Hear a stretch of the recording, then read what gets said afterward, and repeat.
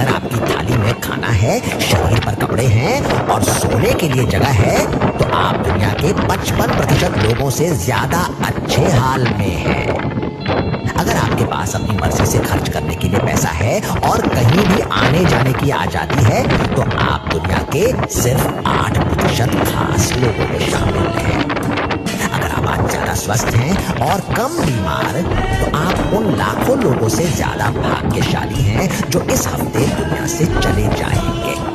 और अगर आप इस संदेश को पढ़ और समझ सकते हैं, तो आप उन 50 करोड़ लोगों से ज्यादा किस्मत वाले हैं जो देख नहीं सकते,